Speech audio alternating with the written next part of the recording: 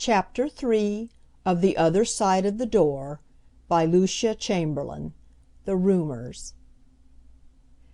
Hallie's facts dashed so coldly and so suddenly upon the warm fancies which had been taking possession of my mind that for the moment I could only stupidly gaze at her. Then, without any reason that I could account for, I burst into tears. I cried all the while father carried me upstairs. I cried convulsively while Abby was getting me to bed, and, wound up in the sheets with my face hidden in the pillow, I cried inconsolably for a long time. That aching sensation in my throat would not wash away with tears. Vaguely I heard the doctor explaining to father how my present condition was due to severe nervous strain and the subconscious effort of the constitution to combat it.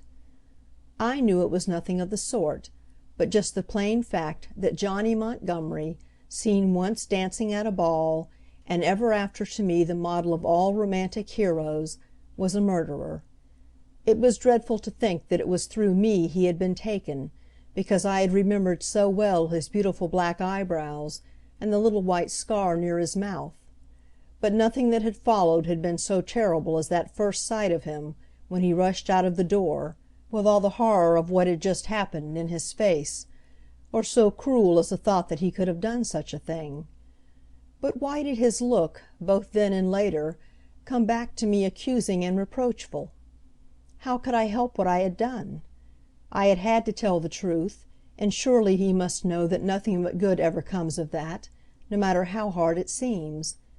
I agonized through the early evening hours, and fell asleep not with a sense of being drifted deliciously away, but of sinking down under deep exhaustion. When I awakened the next morning I was astonished to find myself feeling quite differently, a little tired and languid, but the aching misery, the black hopelessness, that had fallen on me the night before had quite evaporated, left perhaps in that bottomless pit of sleep into which I had sunk. It seemed now, in the broad daylight, as if I had made too much of everything that had happened, as if Hallie must be mistaken.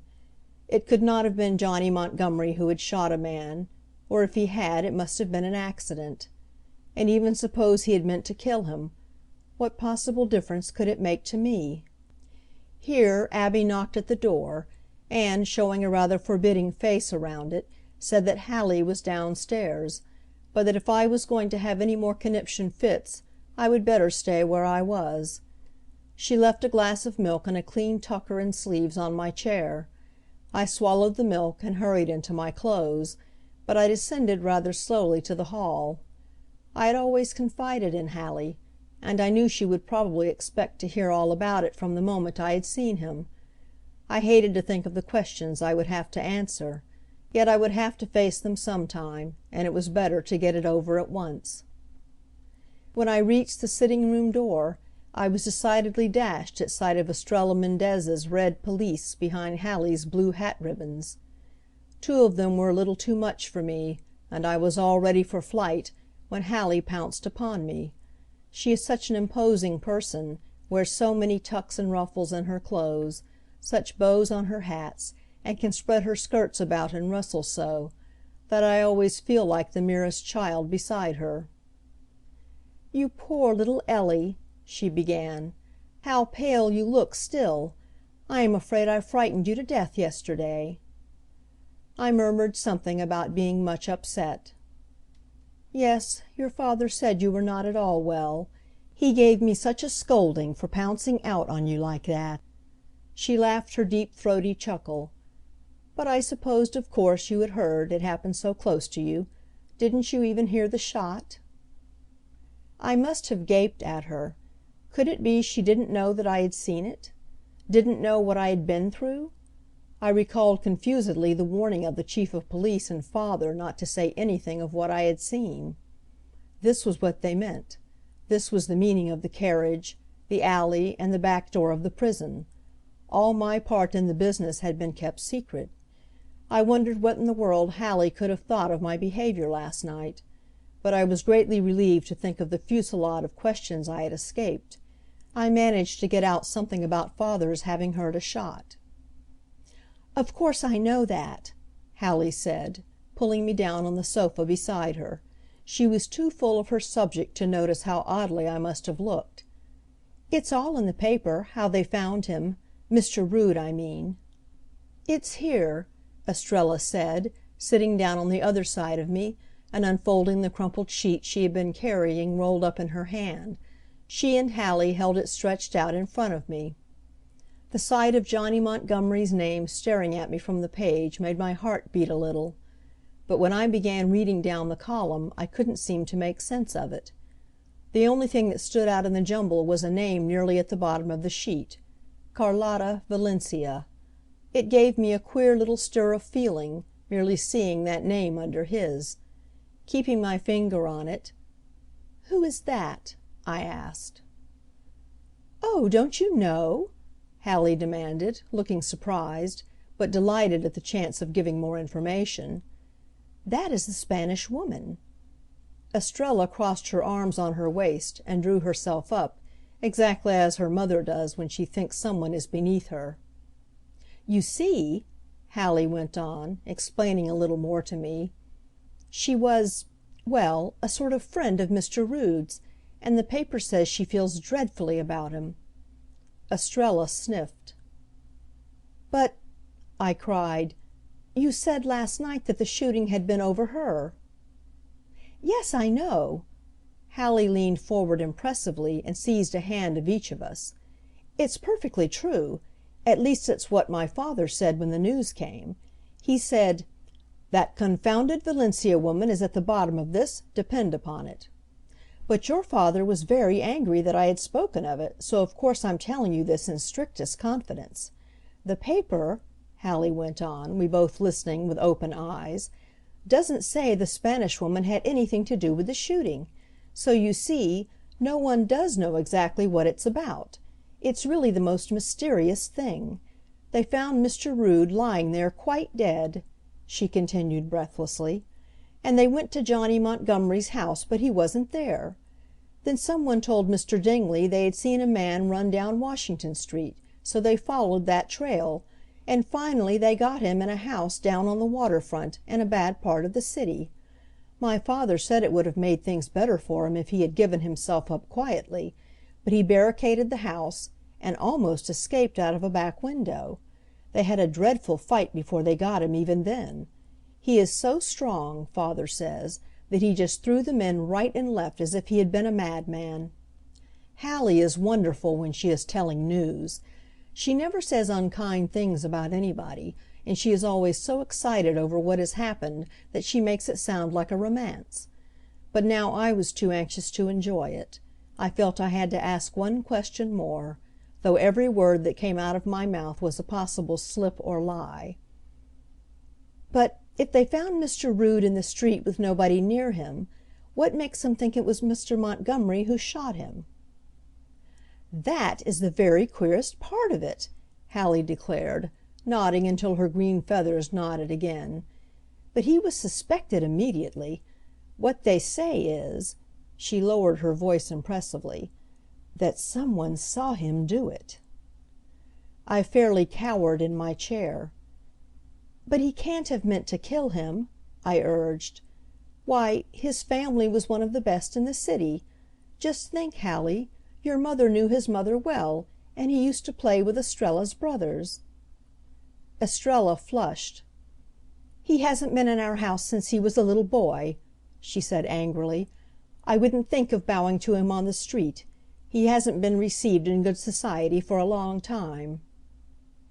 Hallie sagely shook her head. "Yes, but I guess it's because he didn't care to go, and lots of very nice girls have always been in love with Johnny Montgomery. Lily West kept his picture in a satin case hidden among her party clothes for ever so long.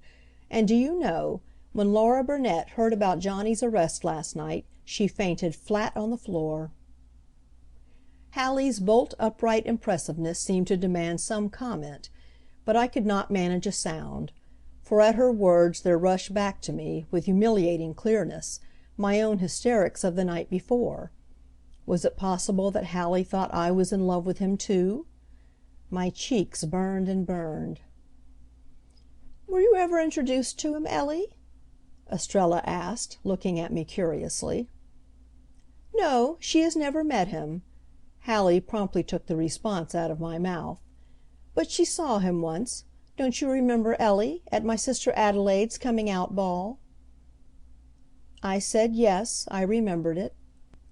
He danced most of that evening with Laura Burnett, Hallie pursued, and she was perfectly wild about him. My brother Tom saw him kiss her in the conservatory. Hallie chuckled at that memory. And for a while it was said that they were engaged, though she was 3 years older than he was. But he was terribly in debt then, and of course she had lots of money. Hallie sighed, and added, "Isn't it awful he should have ended in this way? Adelaide always said there was no one who could put your shawl around you so beautifully as he." It seemed terrible to me that they could sit there talking of how badly he had been thought of by society, and how beautifully he had put women's shawls around them, when he was in prison waiting to be tried for his life. I was glad when the girls went, and I could think about it by myself. I felt sick and bruised. All suggestions that Hallie had innocently let fall put such an ugly face upon his actions. I didn't want to believe that hateful gossip. His smile had been so charming and kind. There was something about him that made him seem of so much greater importance than any one else I had known, that made every little look and motion of his memorable and eloquent.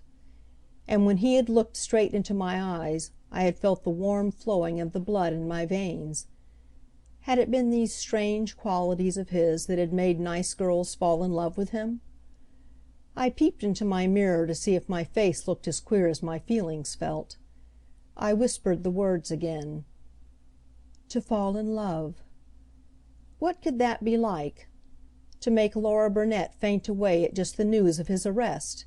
What a great and terrible feeling it must be! When I thought of him as a person who could inspire such emotions he gathered a halo of mystery and power.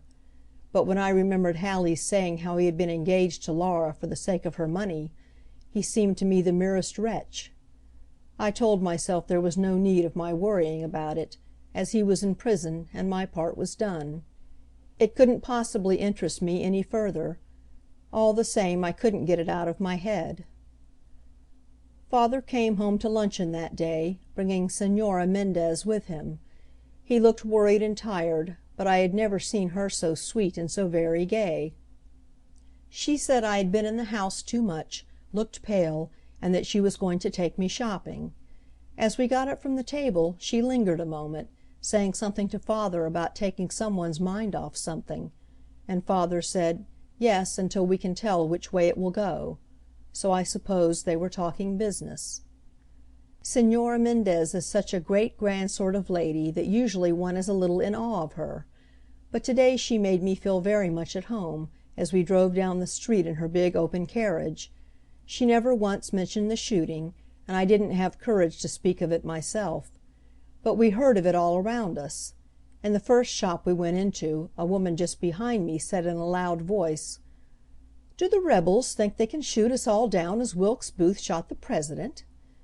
And then again at another shop where we were looking at lace, the clerk said, "This is a terrible thing for the city, madam, the loss of such a valuable citizen."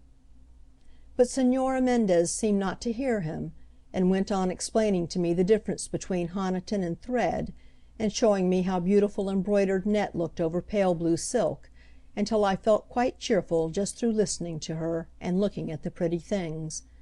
She wound up by buying me a lovely pair of thread lace sleeves, and swept me out in the wake of her train feeling almost happy again. Just as we had got into the carriage, two gentlemen with silk hats, very elegant indeed, came up and talked over the carriage door with her. The one with yellow gloves said, "This is a bad business. It's a good thing poor old Lady Montgomery never lived to see this day." And the other said, "I wonder what the effect on the city will be." Señora Mendez said she hoped the effect would be a law requiring our young men to settle disputes with their fists instead of firearms, and that it was a shame nice boys would brawl in gambling houses. She smiled and looked most easy and pleasant over it, and all the way up the street she chatted right along as if nothing serious had ever happened. But when we stopped at the house, just as I was leaving the carriage, she quickly took my face between her hands and kissed me hard on the forehead. "You poor little motherless duck," she said, and left me with the impression there had been tears in her eyes.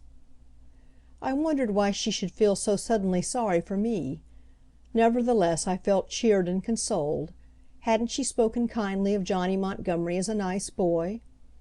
But it was the last good word I was to hear of him for a week. I needed the memory of that cheer and consolation through the next hard days. For now that I was recovered from the shock of the first day, I began to realize that the shooting of Martin Rood was not at all an ordinary shooting. It had stirred up great excitement. Only 1 month had passed since the President's assassination. The feeling against the Southerners was still very bitter, and not only were all the Montgomerys dyed-in-the-wool Alabamians, but some of the relatives had fought on the Southern side. Rumors flew about the city of a mob attacking the prison. There was a guard of soldiers around it the first night, and when they took him from there to the jail on Broadway, it was in the middle of an armed escort. All sorts of stories as to what had caused the shooting were abroad, but the one thing that reports agreed upon was the fact that the quarrel had been of long standing. This was very exciting to hear about, yet I didn't enjoy talking of it as the other girls did. Only when I was alone, with hot cheeks and anxious eyes, I read through the long accounts that filled the papers, hoping to find some word in his favor. It seemed to me that the whole city was against Johnny Montgomery. The bulletin had stories of another shooting down south, though it appeared that time he had been the one who was shot at, and of how he had lost his money in land speculations of a doubtful character. The Alta California called him a rebel, and said that his career had been a demoralizing influence to the youth of the city. Though, on the other hand, it called Mr. Rood our esteemed and lamented citizen, which was puzzling to me, for he was only a gambling-house keeper whom none of the best men in town was friendly with. But the papers spoke very warmly of him, called Mrs. Rood Sr. his sorrowing mother, and then they mentioned the Spanish woman. They said she had been in love with Rood, and that he had expected to marry her. That recalled a memory of what father had told me when I first asked him about the Spanish woman, that she had money and influence in high places, and I wondered what the influence could do to Johnny Montgomery's case. Altogether I was much disturbed. I hated to ask questions of father, he had been so distressed over my part in the affair, and besides he had been very busy that week, so many men interviewing him when he was at home, Mr. Dingley, and others who were not elegant but very businesslike, that I hardly saw him except at meals. Once or twice I had caught him, when he thought I wasn't looking, watching me with an anxious and harassed expression, but most of the time he was preoccupied. On the morning of the 4th day after the shooting, as I sat at breakfast, I took up the paper and read that the trial of the People versus John Montgomery was set for the last week of May. I glanced down the column, and a sentence caught my eye. "It is said the prosecution is in possession of sensational evidence which will materially affect the aspect of the case." I sat for some minutes with the paper in my hand, listening to it rustle, gathering my courage. "Father," I finally said, "do you think that Mr. Montgomery is really wicked?" He looked over at me with that smile of his which is most serious. "My dear child, I am not Almighty God." "But you know what I mean," I protested. "The papers have been saying such nice things about Mr. Rood, but you yourself once said he was an insidious and pernicious influence in the community. And the papers are printing such dreadful things about Johnny Montgomery. They are telling all sorts of stories about him, that he has been in shooting scrapes and dishonorable business deals and horrible things," I ended rather uncertainly. "Oh, no doubt he hasn't been such a bad fellow," father said, passing his cup for coffee.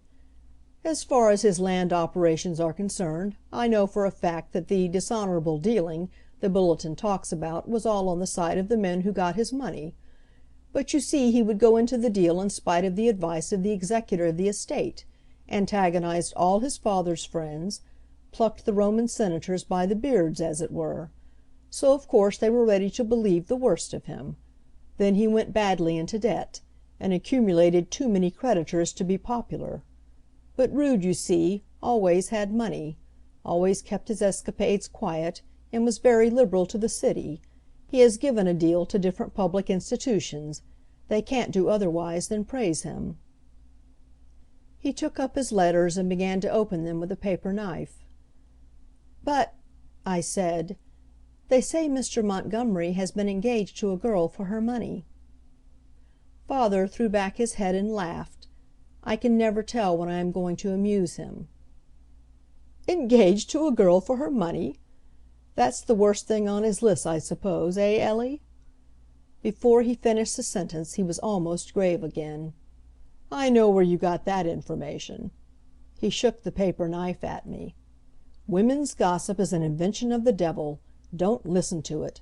The poor fellow has enough real counts to be accused on, God knows."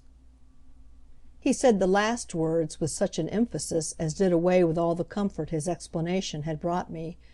I did not dare to press him further. I was afraid I might hear worse. He sat a moment frowning down at the tablecloth. Then, "How would you like to go down to the ranch for a week or so?" he inquired. "Alone?" I asked. "Well, I will go down with you and stay as long as I can. Abby, of course, will be there all the while. The colts are to be broken in next week. That will be worth seeing, and no doubt the flowers will be beautiful." I said I would like to, though indeed I did not at all care. I was not thinking of flowers. After father had left the house I went upstairs to my room, and, first locking the door and drawing the curtains close because I did not want even my climbing white rose to see me, I took out my new bracelet and clasped it, one gold band around each wrist with its chain swinging between, and closed my eyes, and, holding my wrists out, drew them apart until the chain jerked and stopped them, to see just how it felt. Chapter 3